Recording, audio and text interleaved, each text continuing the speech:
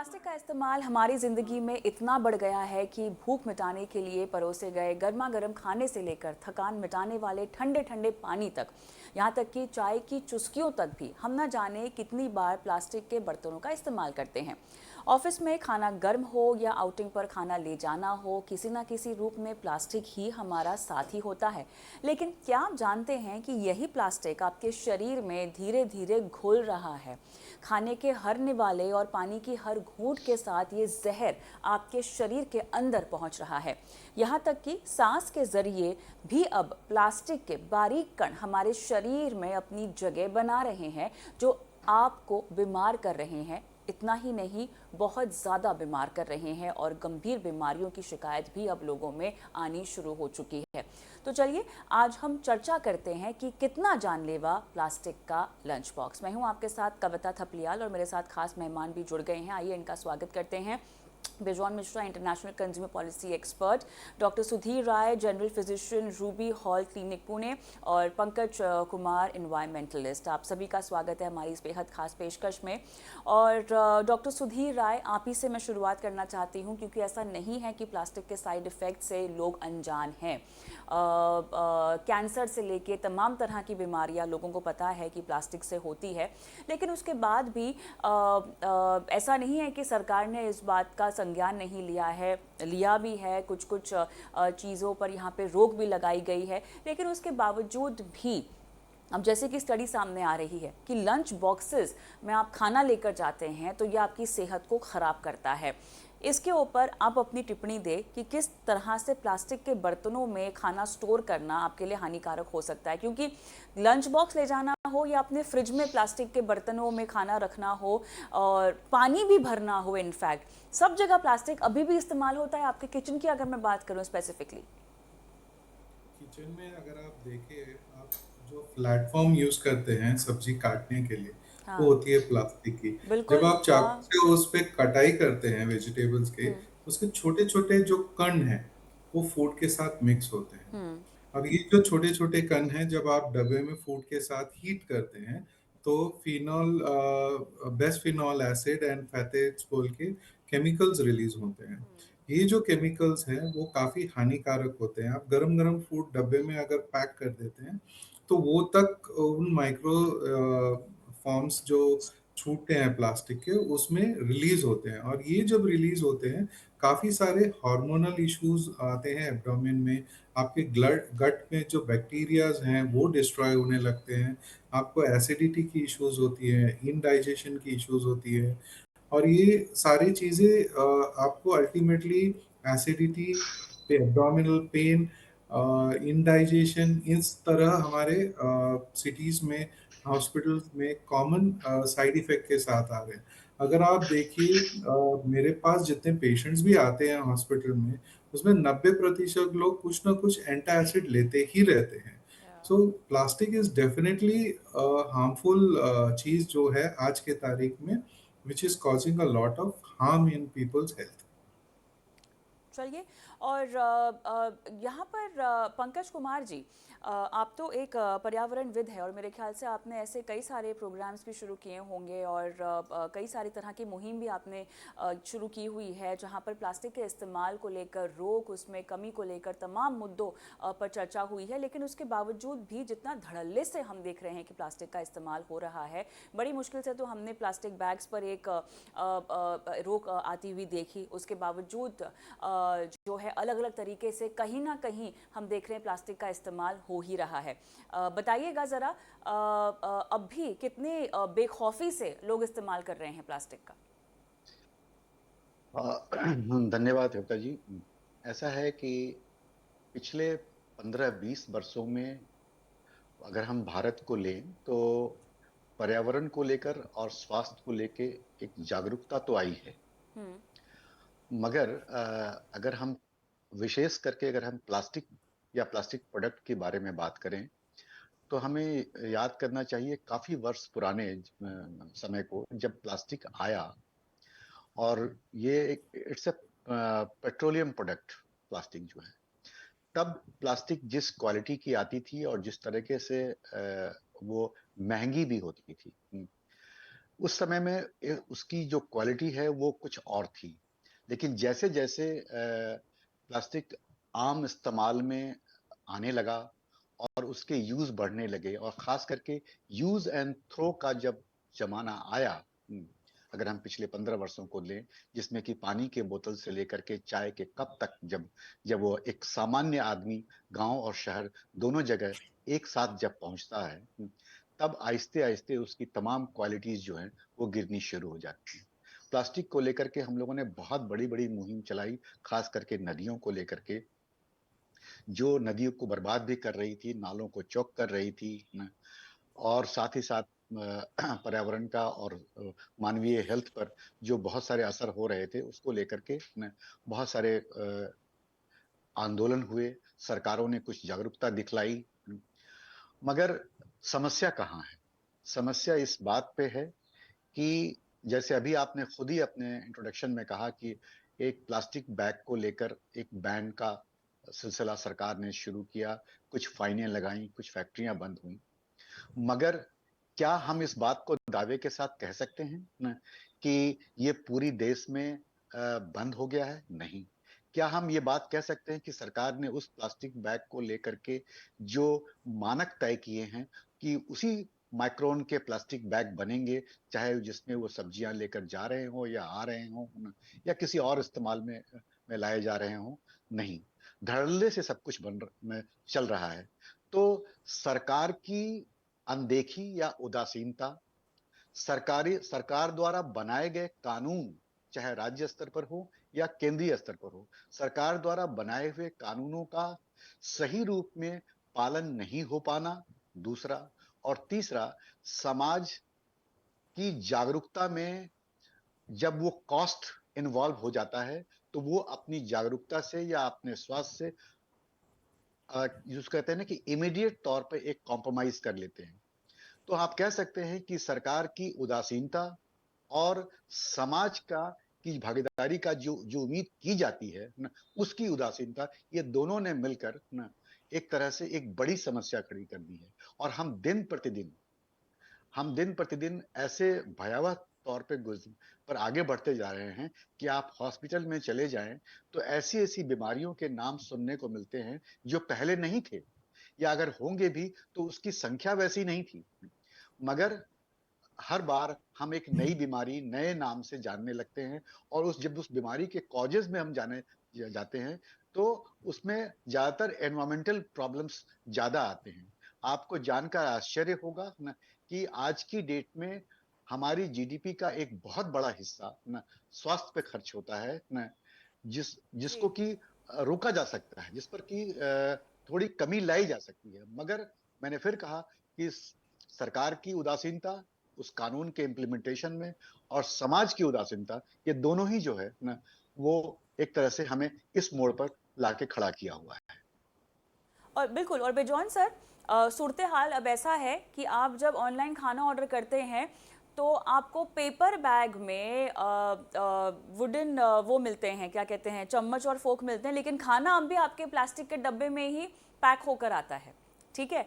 तो जिस तरह से आप ऑनलाइन चले जाइए, टिफिन बॉक्स भी अगर आपको खरीदना हो, ग्लास टिफिन वाले ऑप्शंस आपको बेहद कम मिलेंगे, जबकि प्लास्टिक वाले बड़े आराम से बेचे जा रहे हैं। और कहीं ना कहीं कुछ ना कुछ लिखा भी होगा छोटे छोटे अक्षरों में, जो शायद आप पढ़ भी नहीं पाए, कि ये जो प्लास्टिक है इतने इतने उसका है, तो ये बिल्कुल सेफ है इस्तेमाल करने में। तो ये जो डिस्क्लेमर साथ में आते हैं कि ये प्लास्टिक सेफ होता है इस्तेमाल करने में, और सरकार ने जितनी भी नीतियां बनाई हैं उस पर भी कहीं ना कहीं लूप होल्स जो मेंशन भी किए पंकज जी ने, वो साफ तौर से हम दिखाई दे रहे हैं। ना ही समाज में सीरियसनेस दिखाई दे रही है और ना ही पॉलिसीज में। क्या कहेंगे मुझसे बेजॉन सर? या Kavita ji, thank you very much. हम ये कहना चाहेंगे हमारे दर्शकों को कि देखिए, plastic was born way back in 1907। कोई भी प्रोडक्ट यदि बनता है या सर्विस यदि इनोवेट होता है, वो कंज्यूमर के नीड को एड्रेस करने के लिए बनता है, और कंज्यूमर का जब नीड वो एड्रेस करते हैं तो लोगों ने उस कन्वीनियंस के लिए पैसे देने के लिए तैयार हो जाते हैं। जैसे आपने कहा कि अभी भी हमारे देश में कई regulations, कानून्स बन रहे हैं, reuse of plastics, banning on certain non-degradable plastics, लेकिन कंज्यूमर का अवेयरनेस बहुत इंपॉर्टेंट है, जो लैकिंग होता है, आप जो बोल रहे हो छोटे अक्षर में लिख देते हैं, दैट इज ऑल बिकॉज उन लोग एक कंप्लायंस दिखाना चाहते हैं, मैन्युफैक्चरर्स लोग, सर्विस प्रोवाइडर्स लोग, कि हम जो कानून कहते हैं हम उसको कंप्लाई कर रहे हैं, बट वो ये तो दिखावा हो गया। यदि सीरियसली हम लोग कुछ काम करना चाहेंगे तो हम लोग को जागरूकता लाना अनिवार्य है, और जागरूकता तब आएगा जब लोगों के अंदर में आप वो शिक्षा प्राप्त करवा सकते हैं कि इससे क्या नुकसान होता है। आज अभी भी कंज्यूमर वो नुकसान नहीं सुन पा रहा है, वो consumer all the time is ensuring that हमको कन्वीनियंस चाहिए, हमको कन्वीनियंटली प्रोडक्ट चाहिए, हमको कन्वीनियंटली खाने का सुविधा चाहिए। हाँ, आज in this busy lifestyle, people always want that somehow we should be able to make products which are convenient to them. So in terms of environmental safety, health issues, consumer का जागरूकता लाना बहुत जरूरी है। Whether you use a reusable, disposable tools or techniques to delight that customer, most important thing about the customer is health and safety. And of course, in terms of environmental protection, ये तब हो सकेगा जब हम लोग सब मिलकर together do a campaign like what you are doing through media, through your channel. आप अपना दर्शकों को जागरूक करने का कोशिश कर रहे हैं। These are all joint initiatives which needs to be done in a more aggressive manner. आप यदि किसी को भी बोलेंगे हम बैन कर देते हैं, तो आप देखेंगे जैसे आप बैन करेंगे in a different manner, in a indirect manner, they will start doing such things to overcome that ban and sell in the grey market or sell in such a manner that आपको premium देना पड़ जाएगा उस product की। So it is very very important to understand that केवल लिखने से नहीं होता है, केवल लोगों को एक लॉ बनाने से आपको नहीं बनेगा वो मतलब एनवायरनमेंट या वो जो प्रकृति जो हम चाह रहे हैं। You have to always think about the consumer needs, consumers desire, consumers convenience and the affordability of the consumer to pay for something. क्योंकि हर जगह पे हम लोग एक जो फॉर्मूला अपनाते हैं जिसको हम लोग कहते हैं पॉल्यूटर्स पे प्रिंसिपल। पॉल्यूटर्स पे प्रिंसिपल क्या है कि जो एनवायरनमेंट को पॉल्यूट कर रहा है उनको दंड दो, ताकि उस दंड के पैसे से हम एनवायरनमेंट को प्रोटेक्ट कर सकें। हर एक कंट्री में ऐसे ऐसे हम जब विदेश जाते हैं हम देखते हैं इतने जागरूकता है वहां। क्यों है? क्योंकि इंडस्ट्री भी लगे हुए हैं जागरूकता दिलाने के लिए, सरकार लगे हुए हैं, पब्लिक लगे हुए हैं, सब लोग एक साथ मिलकर काम करते हैं। हमारे देश में अनफॉर्चुनेटली ये वन साइडेड हो जाता है। मोस्ट ऑफ द टाइम हम देखें इंडस्ट्री ड्रिवन होता है, public participation is very low, बहुत ही कम। और डॉक्टर साहब भी एग्री करेंगे कि डॉक्टर साहब के पास भी समय नहीं है कि वो अपने पेशेंट्स को समझाएं इस चीज को लेकर। जब पेशेंट्स आते हैं वो अपना दर्द लेके आते हैं, डॉक्टर साहब फोकस करते हैं दर्द के बारे में, बट वो बहुत कम समय उनको मिलता है पेशेंट को बताने के लिए कि ये दर्द आया कहाँ से, किस ढंग से आया, क्यों आया, क्या चीज में उनको। क्योंकि हर आम आदमी डॉक्टर्स को बहुत मानते हैं, ये हम बताना चाहते हैं। यदि डॉक्टर्स थोड़ा सा समय कंज्यूमर को बताए what are the harms caused due to plastic, plastic को कैसे हम लोग बहिष्कार कर सकते हैं, कैसे प्लास्टिक का उपयोग एक रेस्पॉन्सिबल मैनर से कर सकते हैं, ये जब तक एजुकेशन नहीं देंगे हम नहीं उम्मीद करते हैं कि हम लोग एक अपने को डेवलप्ड कंट्री घोषित कर सकते। डेवलप्ड कंट्री घोषित करने के लिए बहुत सारी चीज़ें हैं, बिल्कुल बहुत सारे कदम हैं, और हमें ये भी नहीं भूलना चाहिए कि एक पूरी इंडस्ट्री है जिनका पेट पलता है इससे। तो बहुत ज़रूरी है कि इस तरह के पॉलिसी फ्रेमवर्क्स लाए जाएं जहां पर इस इंडस्ट्री के बारे में भी सोचा जाए, और जहां तक जागरूकता अवेयरनेस की बात है वो तो ना के बराबर है। जैसा कि आपने सही बात भी बताई है, गाहे बगाहे इस तरह की रिपोर्ट्स आ जाती हैं या ऐसा कोई किस्सा आ जाता है या ऐसा कोई मामला या केस आ जाता है जहां पर किसी को बहुत ज़्यादा क्षति पहुंची हो, नुकसान हुआ हो, तब जाके कुछ दिनों तक इस तरह की बातें सुर्खियां बनती हैं और उसके बाद लोग बैक टू नॉर्मल हो जाते हैं। डॉक्टर सुधीर, अब मुझे ये जानना है कि फिलहाल जिस भी तरह का प्लास्टिक बाजार में है, भले ही वो होम डिलीवरी के रूप में हो, आपके लंच बॉक्सेस के रूप में हो, पानी देखिए, मिनरल वाटर बॉटल्स तो अभी भी आपको प्लास्टिक में ही बिकती हुई दिखाई दे रही है ना।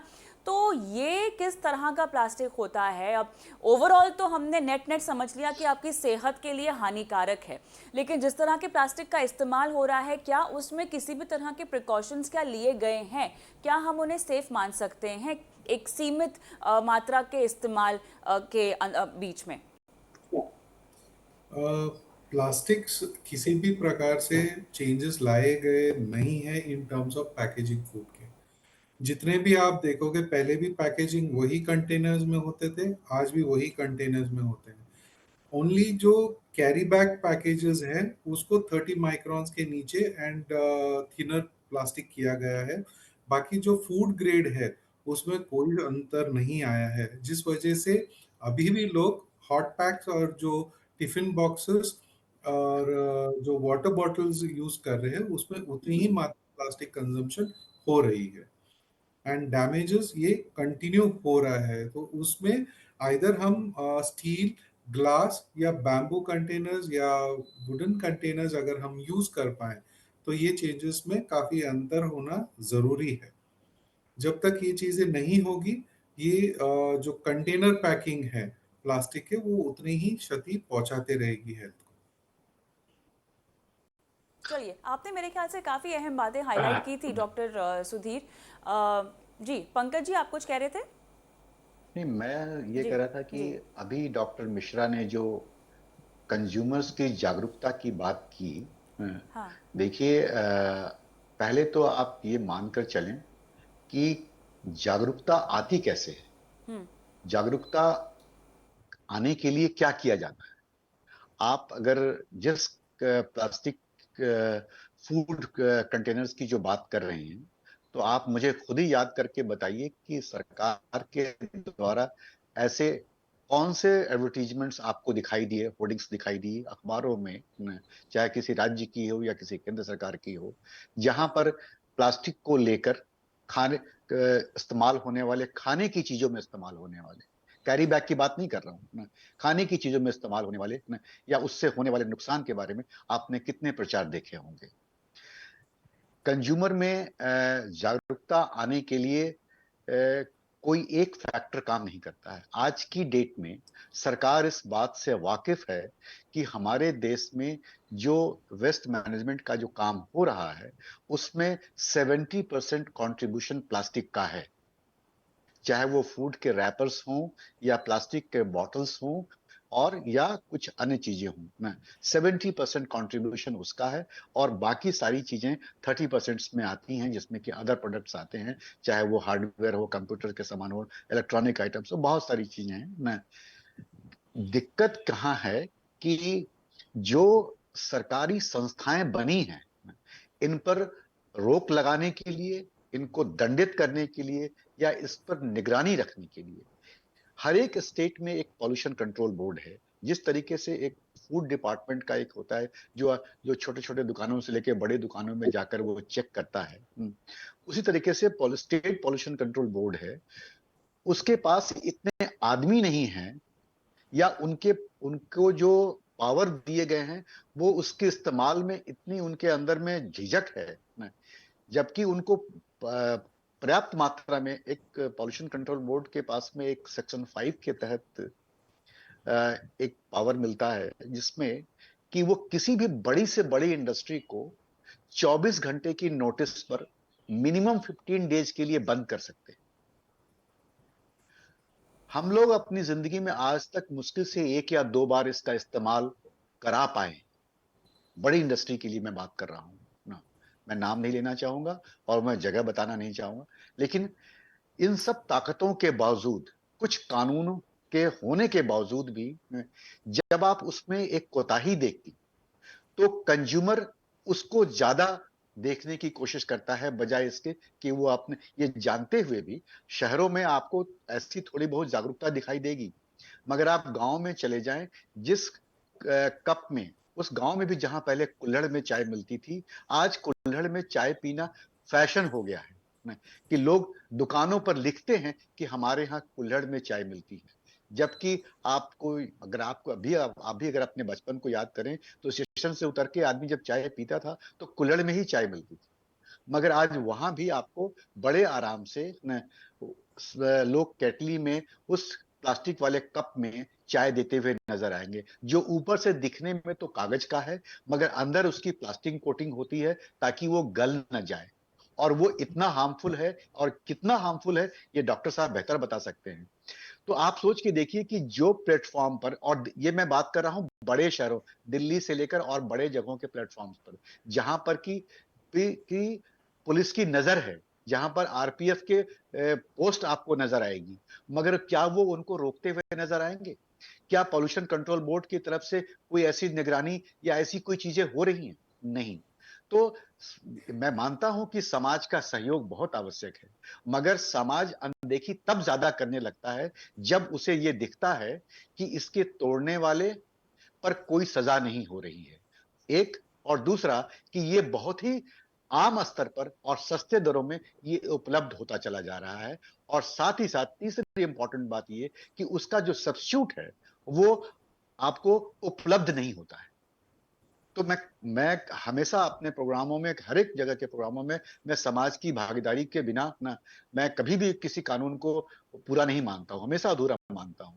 मगर सरकार की जिम्मेवारी भी एक बड़ी जिम्मेवारी है, जो समाज को प्रेरित करती है इस बात के लिए कि वो अपनी जिम्मेवारियों को कैसे निभाएगा, या कैसे अपने अधिकारों के बारे में किसी दुकानदार को, जब वो किसी दुकानदार से कहता है कि साहब मुझे चुक्कड़ में या कुल्हड़ में चाय दो, तो कहता है मेरे पास में नहीं है, आपको पीना है तो पिए।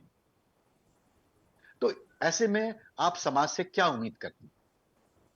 कहीं ना कहीं यहाँ पर समाज के लिए भी गंभीरता तब आएगी, और काफ़ी क्लियरली आप तीनों ने इस मैसेज को भी बताया है कि जब हम कोई कड़ा से कड़ा नियम इसमें लागू करें, और उससे भी ज़्यादा बिजॉन सर, जब हम कड़े फैसलों की बात करते हैं तो पेनल्टी, जुर्माना, इस तरह की चीज़ें क्या उस की परिभाषा में आती हैं, या उससे भी ज़्यादा कोई कड़ा कदम होना चाहिए? नहीं, देखिए, कड़ा कदम, लोगों को मतलब नकल में मारना is not a solution. Solution है लोगों को कैसे हमारे साथ जोड़ना। सोल्यूशन ये है कि किस ढंग से हम लोगों को ये अनुभव करवाएं कि वो जो काम कर रहा है it is not healthy, it is criminal, it is anti consumer, और it is against our constitution. हमारा मेरा ऑलवेज एक अप्रोच रहा कि सरकार तब जगता है जब आप सरकार को जगाते हो, और जगाने का काम हम लोगों का है जो आम नागरिक है। लोग इसे हम लोग, आपको मालूम है कि हम लोग की जो सबसे सक्सेसफुल पब्लिक अवेयरनेस कैंपेन जो सक्सेसफुल हुआ है कंट्री में, उसका नाम है जागो ग्राहक जागो कैंपेन। उस कैंपेन के तहत हम लोग क्या शुरू किए, एक हेल्पलाइन नंबर। किसी को भी यदि कभी भी कोई भी नुकसान हो रहा है, कष्ट हो रहा है, वो देख रहा अपने आंख के सामने कोई वायलेशन हो रहा है, समाज में एक ऐसा प्रक्रिया लाना चाहिए, तंत्र लाना चाहिए जहां पर आसानी से कंज्यूमर कंप्लेंट कर सके। हम लोग का एक 24/7 हेल्पलाइन नंबर चलता है। हम लोगों के एक बहुत अच्छा वेबसाइट चल रहा है, व्हाट्सएप मैसेजेस आ रहे हैं, करीब करीब रोज 10,000 लोग हम लोग से संपर्क कर रहे हैं डेली। अब ये 10,000 से लेकर हम लोग उसको 10 लाख करना चाहते हैं, 20 लाख करना चाहते हैं, लेकिन हर चीज के लिए एक साधन चाहिए। साधन कैसे आएगा? वो आपके और हमारे टैक्स के पैसे से आएंगे। टैक्स के पैसे को सही ढंग से उपयोग में लाना चाहिए। तो ये सब तब आएगा जब आप एक डिमांड क्रिएट करें। सरकार तब जगता है जब लोगों से एक डिमांड क्रिएट होता है, और उस डिमांड क्रिएशन के लिए हम लोगों को सबको एक फोकस लाना होगा कि कैसे हम डिमांड ऐसा क्रिएट करें ताकि हमारे इर्द गिर्द में हमारे एनवायरमेंट कंज्यूमर फ्रेंडली हो, सिटीजन फ्रेंडली हो, हेल्दी हो, और उस ढंग से हम काम करें कि लोगों में जागरूकता आए। तो हम मिश्रा तो जी, हर चीज कंज्यूमर हर चीज हम केवल सरकार के ऊपर थोप नहीं सकते। मिश्रा जी, सरकार मैं तो आपको अपना एक काम सलाह देना करेगा। चाहूंगा। एक मिनट, सरकार तो अपना काम करेगा ही, लेकिन उस काम को करवाने के लिए हम लोग को सबको जुटना होगा। जैसे आपने कहा, पंकज जी ने कहा कि मैन पावर की कमी है। अरे हमारे देश में मैन पावर की कहाँ कमी है भाई? हमारे देश में इतनी मैन पावर है, लेकिन जी हर आदमी यदि सोचेगा पंकज जी हमको कुछ तो बोल पैसा रहे थे। चाहिए। जी सर। मैं मिश्रा जी से के माध्यम से एक सवाल पूछना चाहता हूं और साथ साथ मिश्रा जी को एक सलाह भी देना चाहता हूं कि चूंकि वो कंज्यूमर प्रोटेक्शन पर काम करते हैं, कंज्यूमर गुड्स पे मोर और लेस अक्रॉस द कंट्री 18% की जीएसटी है। क्या अगर वो कोई आरटीआई फाइल करके ये पता करने की कोशिश करेंगे कि जिस कंज्यूमर गुड्स पे वो 18% की टैक्स ले रही है, उस 18% में से कितना परसेंट सरकार कंज्यूमर्स के जागरूकता अभियान के लिए खर्च करती है?